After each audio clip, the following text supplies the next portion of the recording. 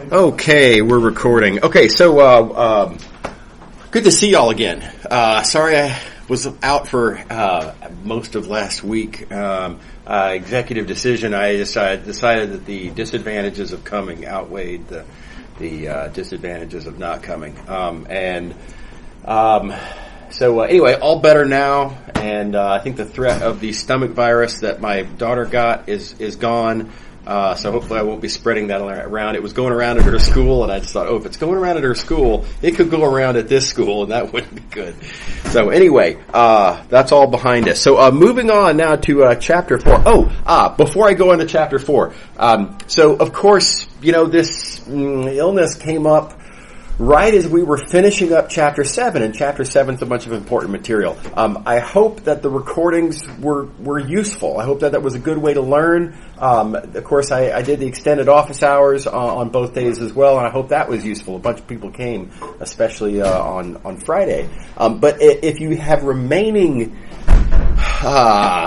questions that you'd like to ask about that material, don't forget, continuing office hours are still perfectly fair game. If you want to come, on Wednesday and ask questions about last week's material, that's absolutely fine, right? And I encourage you to do that if you have any, remaining such discomforts. And of course, don't forget about the help room. Don't forget about Porter's office hours. So you got a bunch of options there. Okay. All right. So moving on to chapter 4 that we previously skipped. Quick reminder, why did we skip chapter 4 previously? Well, it's because I wanted to get to chapter 6 and 7 as fast as possible. Because chapter 6 and 7 has a lot of material. It takes a long time to digest, and now you see what I was talking about, right? There's a lot going on there. So anyway, now that we've got 6 and 7 behind us, on to chapter 4.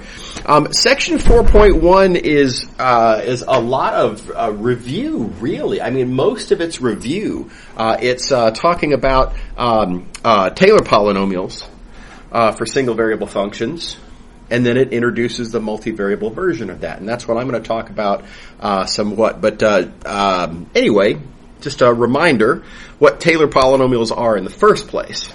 And that's this thing right here. You may recall this formula from Calc 2 classes. Where does it come from? What defines this? Why did we write this formula down? What is so great about this anyway? Right? One might ask. Here's my version of the answer. And of course, there's lots of different versions of the answer, but the one that I like the best. If you want to mimic f, this is how you do it, right? Specifically, if you want to mimic f with a polynomial. Why polynomials? Well, because we like polynomials. They're easy to compute. They're easy to do calculus with. They're just great in a lot of ways. So, if you want to use a polynomial, highly desirable type of function to mimic your, I don't even know what f is, right? And if you specifically want a degree k polynomial that mimics f as much as possible, then this is what does it. And when we say mimics as much as possible, the specifics of that are this down here. This function mimics f in terms of value at a, in terms of derivative at a, in terms of second derivative at a, third derivative, fourth derivative, etc., all the way out to the kth derivative. So this is the best polynomial for mimicking the function in these senses that there is. So that's why we like Taylor polynomials. Okay. Alrighty. So that said, that's a refresher. So let's ask the multivariable equivalent question now. Suppose you have a multivariable function, and this should be a real valued multivariable function, by the way. So we're going to define something called a Taylor polynomial. And there's a formula that I'm going to write down, but specifically what we mean, the goal that we're trying to achieve when we say we're going to write down a Taylor polynomial, is we want a polynomial, because we like polynomials. We want it to mimic f. We want it to be as much like f as possible. Again, in certain senses. We want it to have the same value as f. I'm going to say the same derivative as f, but wait a second, these are multivariable functions. There isn't just a single derivative, there's a bunch of partial derivatives, right? But so nevertheless, this is kind of the multivariable version of having the same derivative as f. I guess you could say it has the same derivative matrix as f. And et cetera, all the way up to higher order derivatives. And of course, there's a bunch of kth order partials, mostly mixed. A bunch of kth order partials, and we want this polynomial to mimic f in all of those senses. Okay. All right. So great. So that's what it means to have a Taylor polynomial. What's the formula? It's really hard to write down. For this class, we're only going to have need for the degree 2 Taylor polynomial. That's it. Just degree 2. And the book writes down the formula for the more general case, but it's kind of hairy to write down, and we just don't need it for what we're doing. But this then is the degree 2 Taylor polynomial. And there a clarification on notation. This matrix here is something we haven't previously seen. It's called the Hessian matrix. It's the matrix of all the second partials. They're organized exactly as you would think they are. Don't even worry about this business here with the, oh my gosh, did I transpose it? Are my columns my rows? You have to worry about that with Jacobians, right? You really have to worry and make sure you don't accidentally transpose your Jacobian. No such issue here, because of course transposing would just interchange effectively just change the order that you're taking partials, and as long as the function is sufficiently nice, those are equal anyway. So this matrix is symmetric. It is its own transpose, so you don't even have to worry about that at all. Okay, how we doing? Everybody on board? This is some work to check, by the way. I think it's a healthy exercise, by the way, to ask yourself, take a function of two variables, right?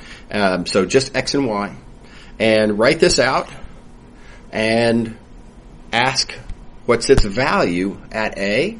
Confirm that you get f of a. Right? Ask what are its various partials at a. Confirm that you will get the appropriate corresponding partials of the original function f. And then out to the second derivative, and of course, we're not going to go all the way out to the kth derivative, but confirm that the second derivatives work out as they're supposed to as well. And in doing so, you'll kind of see in the process why it is that the second order term takes this form. This is just what works. This is what makes it have the right values, derivatives, and second derivatives. Okay. All right. Okay, so that's all I'm going to say about 4.1. It's mostly just Taylor series. So again, refresher, make sure that you're good with Taylor series, and we're moving on now to section 4.2. Okay. So another flashback to single variable. Y'all know, as I've done it many times in the past, that I like to kind of start with a point of view on single variable calculus that will allow for strongest analogy or most convenient generalization to a multivariable setting. We did it with derivatives, we did it with integrals, we've done it in various. I did it with the fundamental theorem of calculus, in vector calculus, right? A bunch of different cases. So here we are again. Heck, I just did it on this previous page, right? Single variable Taylor series, motivating multivariable Taylor series.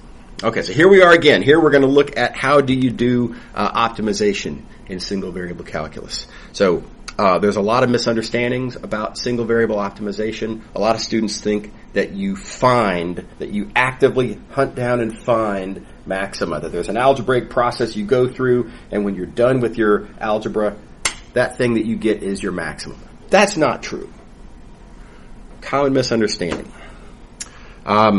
What you do in single variable optimization is use this certain theorem here. This theorem says that if three conditions are satisfied, if you're looking at a point that's in the interior of the interval, if the function is differentiable at that point, and if that derivative is not zero, Well, then these conditions together tell you the function is increasing one way or the other. And the function is in the process of increasing one way or the other can't be a maximizer. This cannot be the point that we're looking for because it's still going up.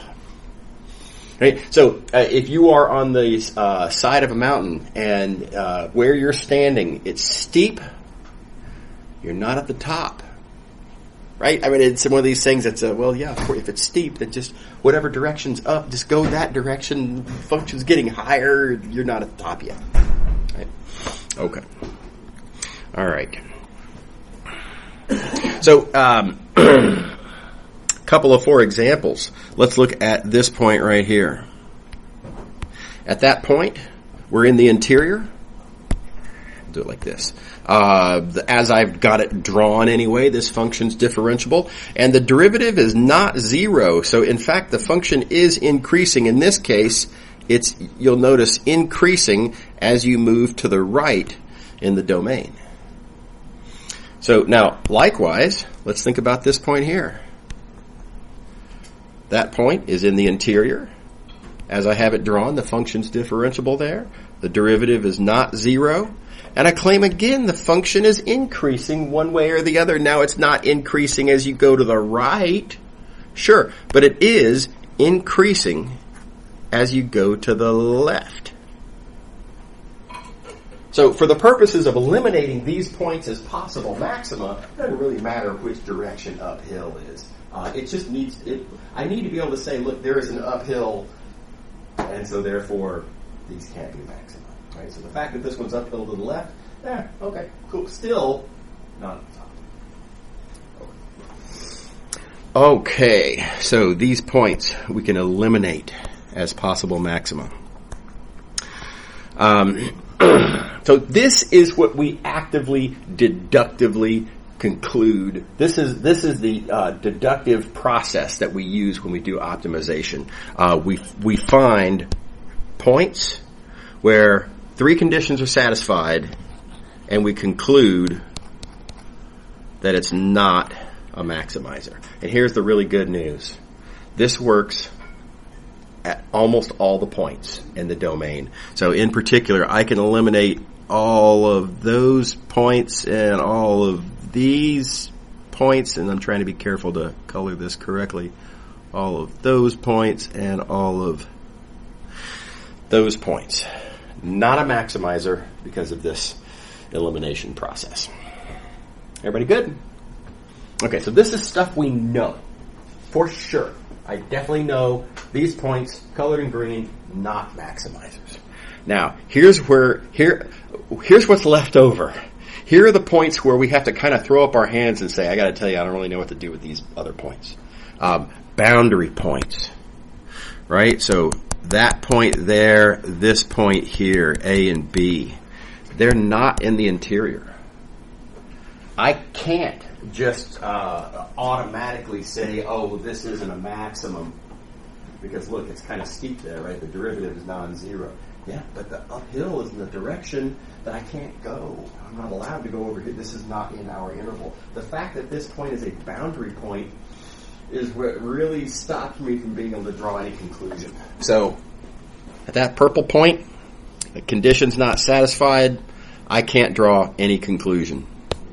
And I'm just left wondering, I don't know, at those purple points. Is that cool?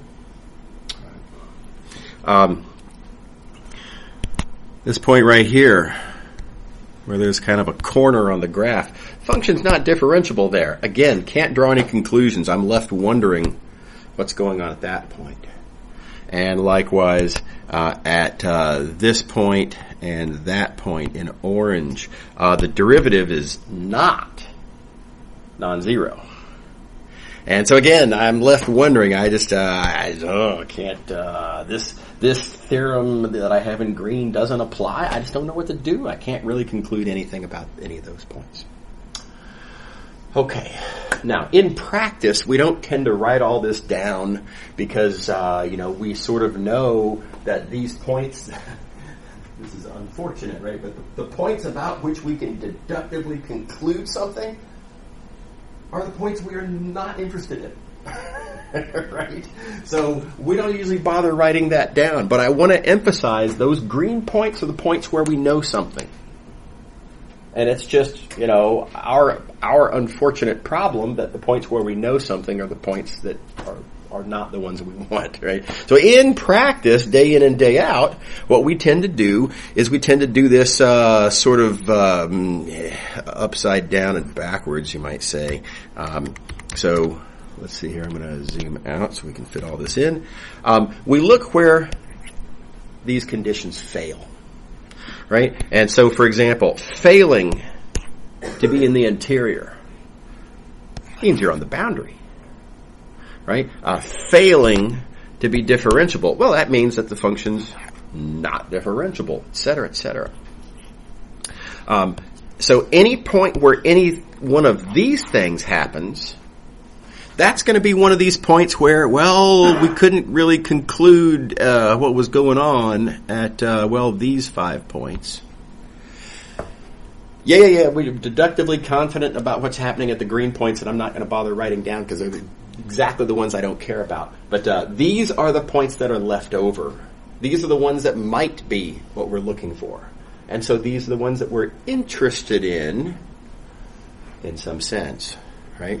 But I got to emphasize, it remains. These are the points where we don't know what's going on. We cannot deductively draw any conclusions about these points because our theorem doesn't work. Is everybody on board with that so far? So to make it sound like we've concluded something, we give these points a name. We call them critical points. And so now we can phrase it in a seemingly constructive manner of, let's find critical points. And then we can go through and check these 3 conditions, and all together we find critical points, and it sounds like we accomplished something. Right? But really all it is we put a label on points where, again, the reality of things is, we have no idea what's going on. Yeah. Okay. All right. Okay, pausing for questions. Why did I erase that? Let's leave that on there for a moment. Is everybody all right? All right. Okay, so here's the multivariable version. It's shockingly similar. What I have here, you'll notice, is a graph of a function of 2 variables. So x and y are my inputs, and then z is my output, and I'm drawing the graph because z is a function of x and y. I've got z pointing up. And instead of being interested in an interval, I am now interested inside of the xy plane, interested in some sort of a 2-dimensional region here. Right? On that 2-dimensional region, I want to find, ideally I'd like to find the maximum value of the function. Okay, so again, we proceed by elimination. And we have pretty much the same theorem. There's 3 conditions which, if satisfied, let me zoom so I can see better.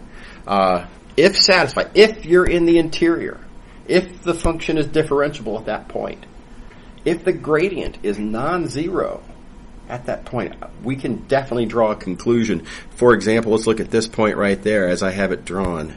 It's in the interior. It's I don't know, it's kind of hard to tell from the graph, but my intention with what I've drawn there is to suggest that it looks kind of smooth there. I'm going to take the implication from the drawing that this is differentiable. And let's suppose that the gradient is non-zero, and maybe the gradient looks something like that.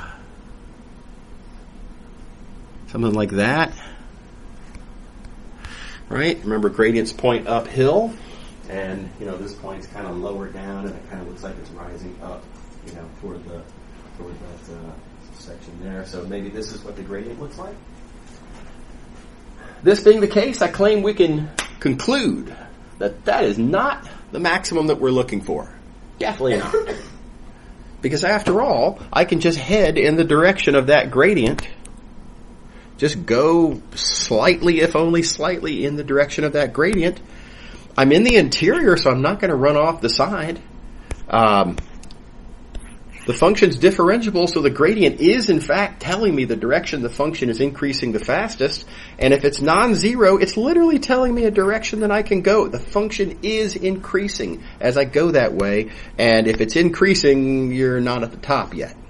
And so again, it's increasing in the direction of the gradient, not a maximizer. Everybody good? Same, morally equivalent to what we did here in single variable, just, function of two variables now instead of one. So again, we have deductively concluded about stuff that is not what we're looking for. And so again, we kind of turn it around backwards, and let's focus not on points we don't care about. Let's think about the points we do care about, points where one or the other of these conditions fails, right? So points where one or the other of these conditions is satisfied. Points on the boundary. Points where the function fails to be differentiable. Points where the gradient is not non-zero, aka zero. And if one of these things happens, well, then we've got some problem point that I can't draw a conclusion about, and I have to admit it's possible that it's the maximizer I'm looking for. Again, I still don't know, right? But it's possible that it's the maximizer we're looking for, so we call it a critical point. How are we doing? All right. So let's look at the picture real quick. I do want to point out there are certain things that are familiar. For example, local maximum. This is what a local maximum looks like, and it's exactly what you would think. It's you might call that a one-dimension higher analog of a single variable local maximum. So it's exactly what you think. No discussion required. And this is, an example of a point where the function fails to be differentiable, right? And again, it's got like a corner, so that's satisfying. Here's something that's not familiar. We have not discussed previously in there is no single variable version of, and that is this point right here, where we have what's called a saddle. There's really no single variable version of this. This requires two dimensions in the domain to have enough elbow room to move to make this possible. The idea is that, kind of in this direction, going left-right, the function is curving, the graph is curving in such a way as to make it look like it's a min. But then if you go sort of in-out, it's curving in such a way as to make it looks like a max. It's, depending on which direction you look, it's either behaving like a max or behaving like a min, which means it's not really behaving like either. Right? So new critter, not a sort of an extension of something from single variable. And this is not the only one. Saddle points are not the only sort of like new exotic critical point to be aware of. So I like this one called a monkey saddle. And the idea of a monkey saddle, you can see in the picture here. Think about a regular saddle, like a regular horse saddle, kind of curves up in the front, so you have something to hold on to, up in the back, so you don't fall off the back of the horse, right? So there's kind of a concave up in the forward back direction, but then it has to be concave down so that your legs can comfortably hang off the sides, right? That's a human saddle. Well, the monkey has a tail. He needs it to hang off, right? Also, so there's sort of three, if you will, three sort of down slopes. So over there, and then also back here.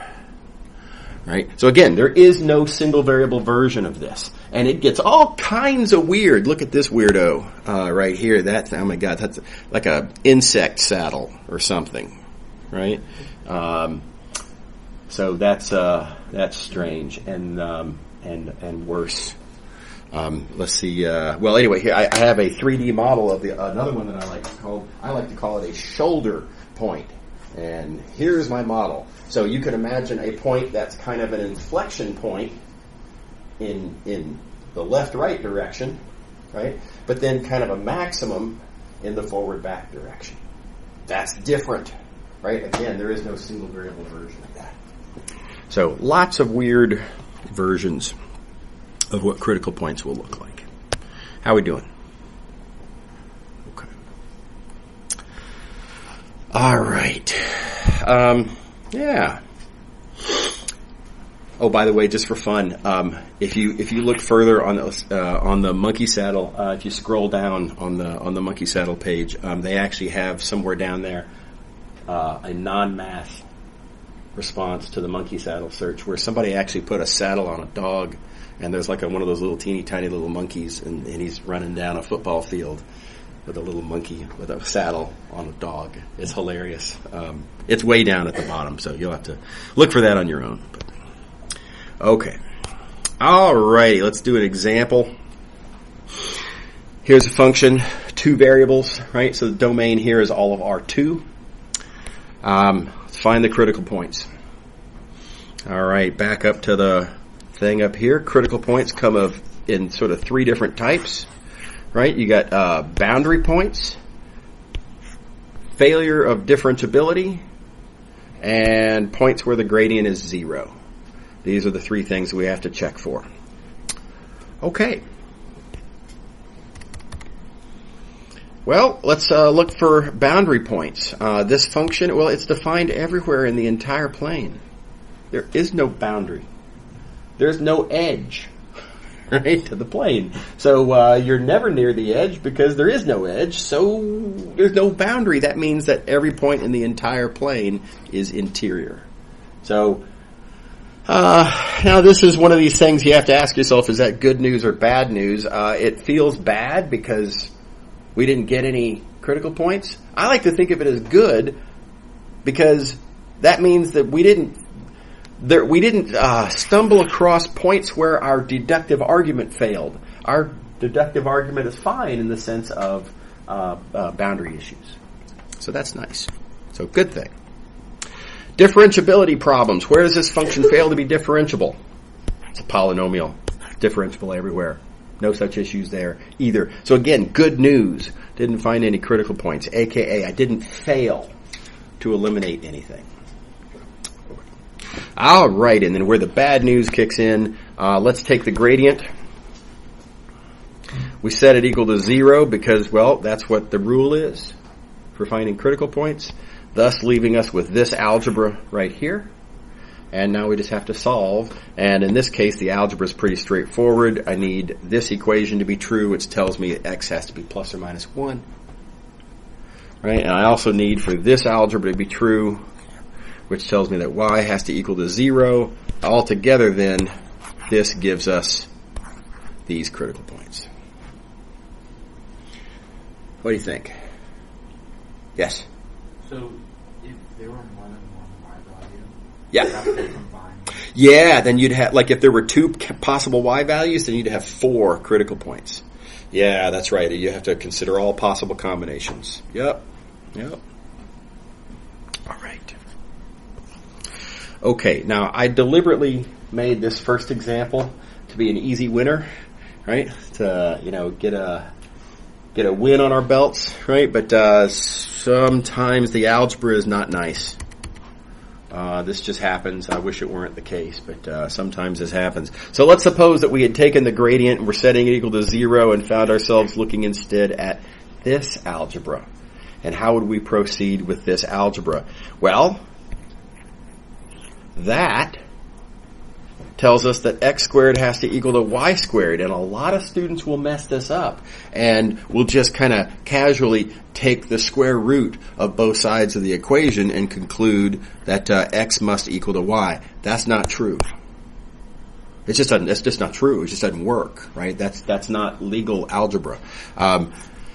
Because of course every number has 2 square roots. And so x squared equaling y squared admits the possibility that x could be negative y. It's just as possible as x equaling positive y. There's nothing magically better about this version. Just because we like it better, it looks better on the page, right? We have to consider both cases. And sadly, we've got to do them one at a time. Consider them independently of each other. Effectively, it doubles our work. And, well, that's the way the cookie crumbles. So let's take these one at a time then. Let's consider first what happens if x is equal to y. Well, if x is equal to y and we look at this equation, plug in x equal to y, and that orange equation turns into this. So I'll do it like this. It turns into that, right? And we can solve that for y, no problem, little algebra 1. And these are our corresponding y values then. When x is equal to y, y would have to be either 0 or 1. And now, of course, don't forget, if y is 0 or 1, that tells us what x is, and that gives us then these critical points. How we doing? Everybody okay? Again, a lot of students would end it here and would, have inadvertently skipped half of the question. You also have to consider case 2 where x is negative y. Just as valid, just as possible, right? You take that, again, fully independently. Now you've got to plug that into this equation, which turns that orange equation then into this. Notice this is different, right? We get a different y rule from what we had before because it's a different case, different story, and, well, yeah, different algebra. So you can solve this for y. You get these values of y. Then don't forget these values of y. Plug into your rule, x is negative y, and that tells you these values of x, and therefore these critical points here. Okay. Okay, so all together, then, let's see here. This gave me these critical points. This gives us this critical point. Notice that if you had forgotten to do that, you would have missed this different critical point. The 0, 0, yeah, you would have got it kind of from the other side. Nah, I guess that's fine. But you would have missed that critical point right there. Okay, so careful with cases. This is an easy, it's an easy way to get stung doing optimization problems. And I have examples that will follow, probably not today, but that we will get to soon. Wednesday, right, being our last day, where this kind of thing is going to come up. Okay, so let's talk about the second derivative test. The single variable second derivative test, many different points of view you can take. I like to, again, take a certain point of view for the purposes of extending to the multivariable setting. I'm going to take the point of view that the Taylor series describes it.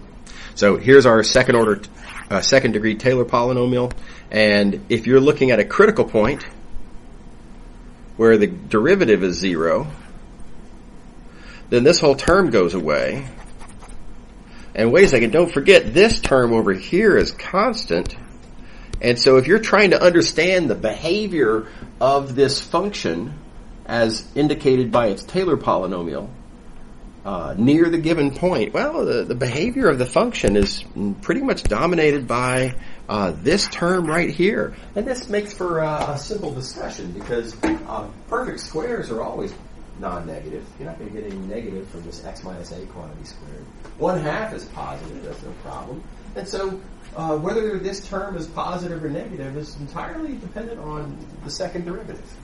And I'm sure you all have thought this through before in single variable, but if this second derivative is positive, well, that means that this term is always positive, which means that the function is always bigger, right, in the region around your critical point. And if it's always bigger elsewhere, then that means that at that critical point you have a minimum.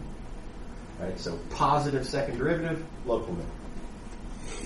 Likewise, negative second derivative, local maximum. Okay, so this is the point of view that I want to take because this is what's going to extend nicely to our multivariable circumstance. And here is our multivariable second order Taylor polynomial. Recall, again, let's think about critical points where the derivative is 0, by which I mean the gradient vector, aka the derivative matrix, 0. That means that this whole term is gone. Don't forget, again, of course, this is a constant. And so if you want to understand the behavior of this function, whatever your f was, we're going to understand it by way of its Taylor polynomial. What I really need to understand then is this right here. If it's always positive, then we'll say we have a minimum. If it's always negative, we'll say we have a maximum, etc.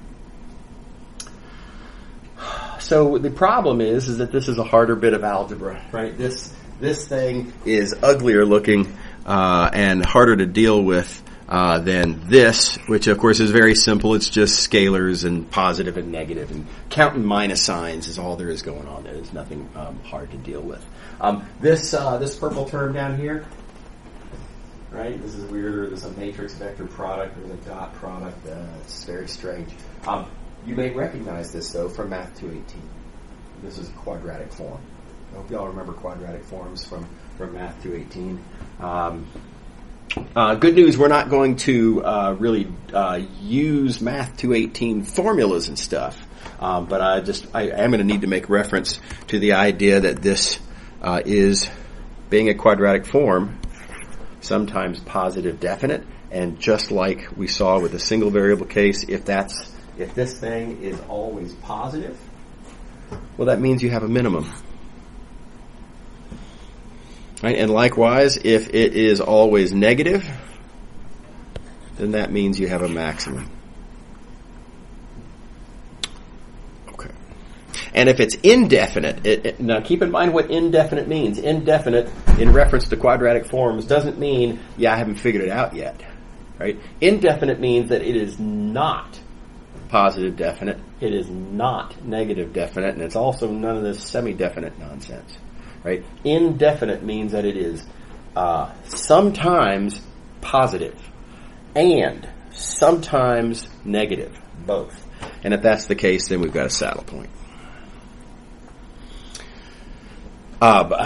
Which I should say, saddle point in the inclusive sense of the term. So that could be a regular human saddle, monkey saddle, insect saddle, shoulder point, or any other form of nonsense that's neither a max nor a min. Okay. Does that make sense? Sort of strategically, that we're making the same kind of argument as we did in the single variable case. And the question then becomes, how do I decide about definiteness? How do I decide about this? And it turns out that there's some convenient shortcuts that we can take. It has to do with the fact that the matrix for the quadratic form is symmetric. That's big.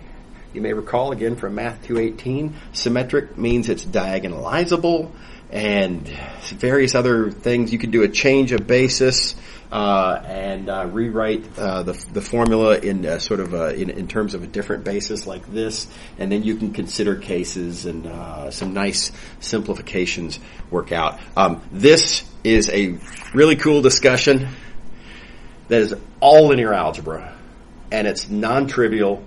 I mean, it's Math 218 appropriate, but it's a lot of linear algebra, and that's not what we're here for. So this makes for a great linear algebra sort of homework exercise, hard homework exercise, but I'm not going to spend class time in Math 219 on it. So I'm just going to say that if you're curious, then I've hit some checkpoints, and you can think through for yourself how to draw this conclusion. What y'all need to know is this conclusion down here.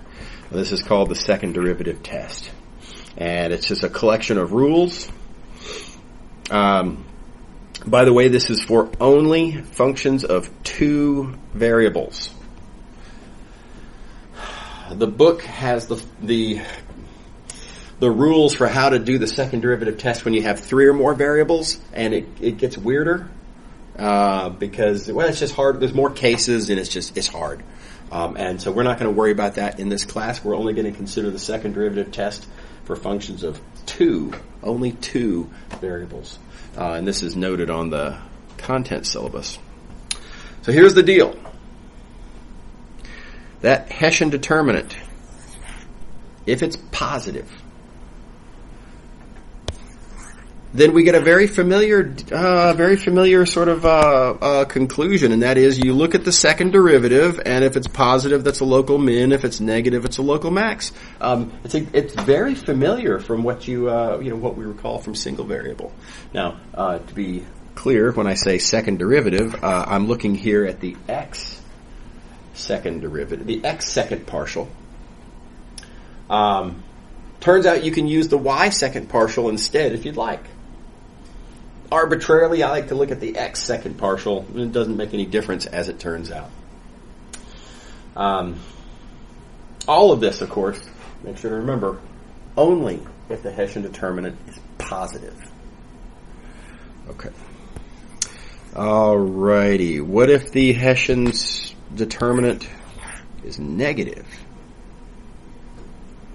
Very weird circumstance. Answer, you have a saddle point of some sort. How is the saddle point oriented? Oh, I don't know. What kind of a saddle point is it? Monkey saddle, insect saddle? I have no idea. But some sort of saddle point. Definitely not a max or a min. And again, all this comes out of the linear algebra, and this is not something I want to get lost in Math 219. And then there's various different ways the test can fail. If the determinant is 0, test fails. You'll notice up here, when the determinant is positive, what happens if you have equal 0 here? What does equal 0 imply? And it implies test fails. Again. So you got to be careful. Don't overinterpret what's written down here. The conditions have to be, these are strict inequalities that have to apply as written. So any sort of nonsense like this, test fails. And which means that we have no idea. We continue to have no idea what's going on at those points. All right. Let's see an example. We've already looked at this function. We found the critical points. There's 2 of them. There they are. We already did all that stuff. So let's just pick up from there. You may recall that we just kind of drew a line at that point and said these were critical points. We didn't even begin to ask what kind of critical points are they, right? So that's where we're going to pick up here. We'll start with that point, -1, 0. Notice I've already done a little bit of algebra here. I've computed my matrix of second partials. There it is. I've taken the determinant. There it is. That's just to have to make reference to. Y'all can do those computations, of course. And so let's here we go. Let's look at this point right here. We'll plug in to this determinant, and it's negative. Right? This is a little algebra. Everybody follow that algebra?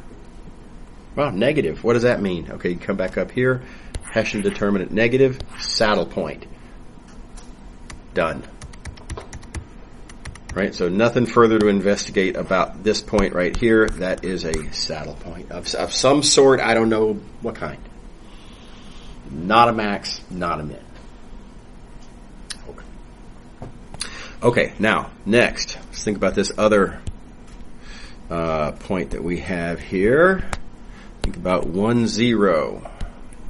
Okay, well, let's plug in, see what our Hessian determinant is. Plug that in. You get positive. What does positive mean? Well, okay, so we got to come back up here. Positive means that I have to look further. I'm going to have to look now at the x second partial. The x second partial is the top left element of that Hessian matrix. So, okay, so now I've got to take this point, plug it into there. Notice I get positive. And positive means local min.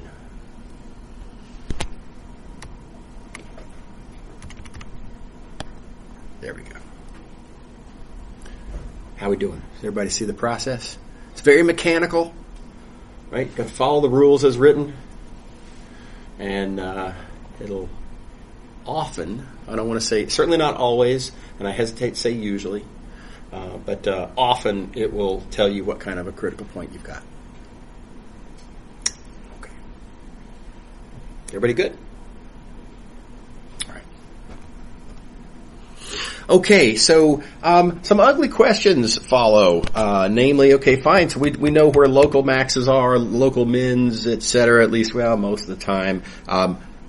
What about if I want to know, is that a global max? Right? I mean, you can tell by looking at concavities and stuff whether you have a local max, but whether it's the absolute max over the entire interval, who knows?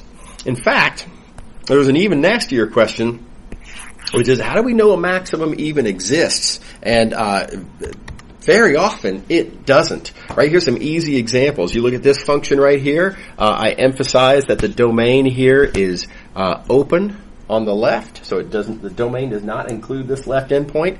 Well, this curve is perfectly entitled to look like that and be sort of asymptotically approaching infinity as you approach this endpoint, because that endpoint isn't there. It's not part of my domain, right? Because it's open, I can have it approach infinity, but it never gets to infinity. Perfectly well-defined, real-valued function has no maximum. And what's really dangerous about this, and again, students will step on this landmine a lot. Some students will be like, all right, well, let's see here. I've got a critical point there and a critical point there, and I've got to check my boundary. That's the only boundary point there is, so I'll look at these three values, and let's see, of these three values, the one that's the highest is that one, so this must be the absolute maximum value of the function. This is completely nonsense, right? Just because it's the biggest of your candidates doesn't mean that a global max exists at all. This one is definitely not a global max. The function gets arbitrarily larger than that, right? Everybody see the problem?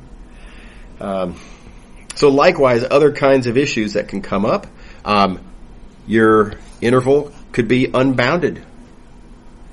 The function can just keep on getting bigger and bigger. There is no maximum. There could be a discontinuity, in which case, on the one side, it can get just bigger and bigger. No problem. So, good news. These are pretty much the only kinds of bad news that there is.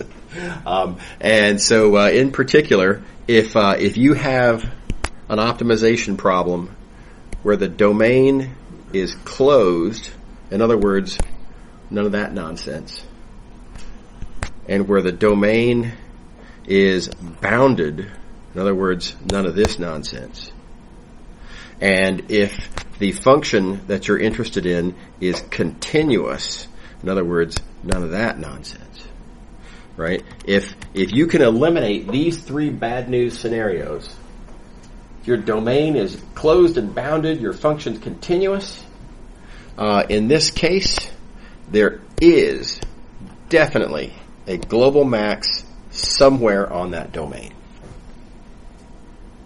Right? So this is a great theorem. This is what lets you know when you are not on a wild goose chase. Right? Trying to find something that isn't there. Again, you can draw laughable conclusions if you're not careful with this. So this is a very good theorem to have to work with. Okay. All right. So I tell you what I'm going to do. I'm going to draw the line right here for today. We're not going to be able to get into this next example very well in the limited time we have. So we're calling it a day. And we'll pick up here on Wednesday. Hope y'all are doing well, staying warm, and see you later.